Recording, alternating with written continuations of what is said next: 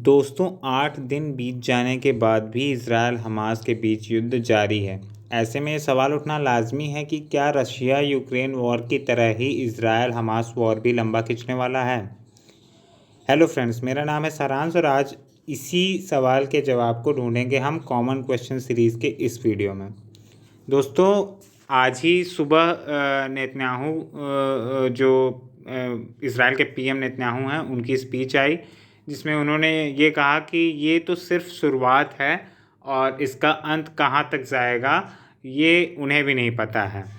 तो अगर उनकी इस स्पीच को देखें तो उस स्पीच को एनालाइज करने के बाद ये साफ प्रतीत हो रहा है कि ये जो वॉर है इसकी अभी शुरुआत, यानी कि इजराइल की तरफ से अगर देखा जाए, इजराइल के पॉइंट ऑफ व्यू से देखा जाए तो उन्होंने अभी शुरुआत की है। इसका मतलब है कि सिर्फ वो अभी शुरुआत कर रहे हैं, यानी कि जितने भी अभी उन्होंने इनिशियल अटैक्स किए हैं वो सिर्फ और सिर्फ इनिशियल हैं। जितने भी अभी अटैक्स किए हैं वो सिर्फ इनिशियल हैं। इसके बाद भी लगातार अटैक जारी रहने वाला है, जो कि गाज़ा पे होगा और वेस्ट बैंक पे भी होगा। और इसके बाद जो है अभी जो कल न्यूज़ आई थी इसमें ये कहा गया कि इजरायली अथॉरिटीज़ और जो वहाँ की आईडीएफ है, इजरायली डिफेंस फोर्स, उसने ये कहा गाज़ा के लोगों से कि आप जो है नॉर्थ साइड को छोड़ के साउथ साइड में शिफ्ट हो जाइए। और लगभग वहाँ पे 1.1 मिलियन यानी कि लगभग 11 लाख लोग वहाँ पर रहते थे, जिनको वहाँ से मूव करने के लिए इजरायली डिफेंस फोर्स यानी कि आईडीएफ ने उनको कहा। अब उनके मूव करने के बाद ये क्या होने वाला है कि वहाँ पर बहुत बड़ा ऑफेंसिव होने वाला है इजराइल की तरफ से। और वहाँ पर वो लोग क्या करेंगे कि अब ये गाज़ा के जो नॉर्थ साइड है उसको कब्जा करने का प्लान है जो इजराइल है उसका। और ये अभी बताया नहीं जा रहा है क्योंकि वहाँ से जब वहाँ के सिविलियंस मूव कर जाएंगे तो जो नॉर्थ गाज़ा है वो उस पर इजराइल का कब्जा मान के चलिए कि हो जाएगा जल्दी ही।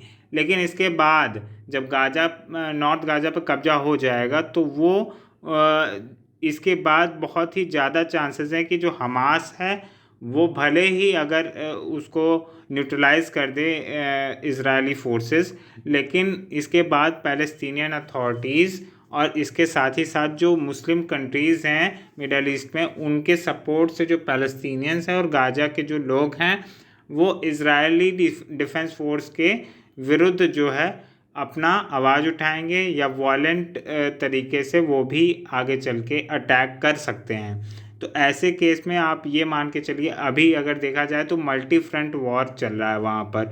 इजराइल जो है वो इस टाइम 5 साइड से वॉर को अटैक्स को झेल रहा है, जिसमें एक सीरिया भी है, लेबनान भी है, इजिप्ट से भी वो कई बार कन्फ्रंटेशंस हो रही हैं। और हमास तो लगातार गाज़ा में भी और वेस्ट बैंक में भी दोनों तरफ में वो इजरायली डिफेंस फोर्सेस को अटैक कर रहा है। और ऐसे केस में अब अगर आप गाज़ा के इजरायली फोर्सेस अगर गाज़ा के नॉर्थ साइड में भी कब्जा कर लेती हैं तो और बड़ा ऑफेंसिव होने वाला है पैलेस्टीनियन अथॉरिटीज़ की तरफ से।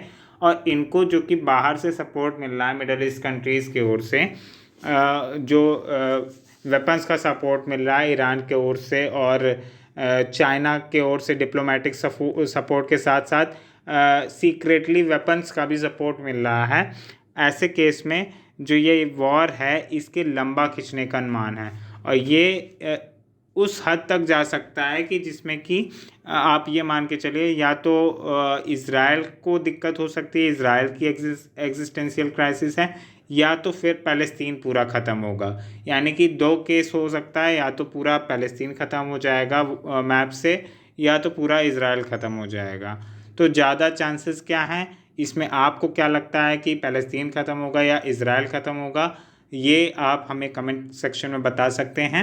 और आप ऐसे ही अगर और कोई क्वेश्चंस हमसे पूछना चाहते हैं तो हमें कमेंट सेक्शन में बताइए, हम उस पर अपनी एनालिसिस करके आपको बताएंगे कि उसका क्या बेस्ट सोल्यूशन या क्या बेस्ट आंसर होगा। Thank you.